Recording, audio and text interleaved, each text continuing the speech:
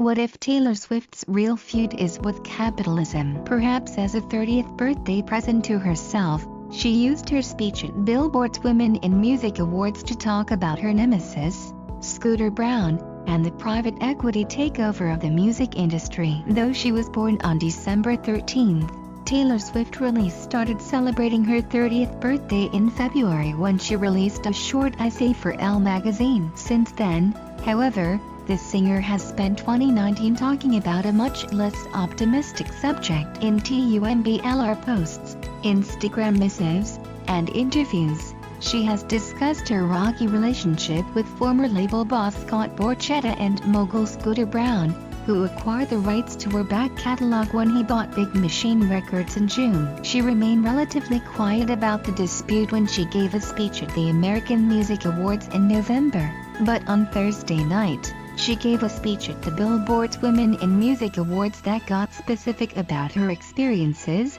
and named the people she holds responsible. "After I was denied the chance to purchase my music outright, my entire catalog was sold to Scooter Braun's Ithaca Holdings in a deal that I'm told was funded by the Soros family, 23 Capital, and the Carlyle Group," Swift said, adding that it was the unregulated world of private equity coming in and buying music as if it's real estate, as if it's an app or a shoe line. Ultimately, Swift is using the trappings of a celebrity feud, Instagram, and fan armies to advance a philosophical idea about the value of music in a capitalist society. "No matter what else enters the conversation, we will always bring it back to music," she said. "As for me, lately I've been focusing less on what they say I can't do and more on doing whatever the hell I want."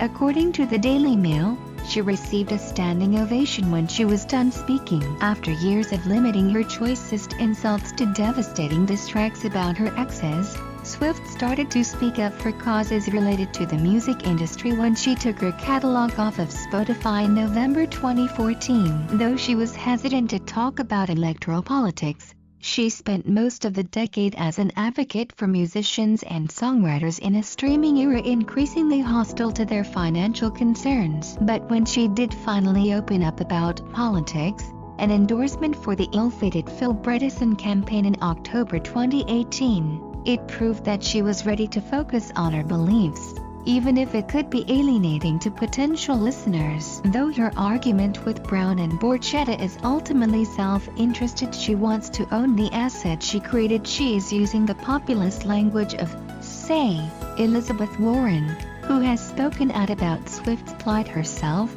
to describe what's essentially an internecine battle in the music industry. What could be more political than that? She also decided to connect her experience with Braun to a larger struggle for women in the music industry. "If you're in this room, you have something he needs. The fact is that private equity enabled this man to think, according to his own social media post, that he could buy me.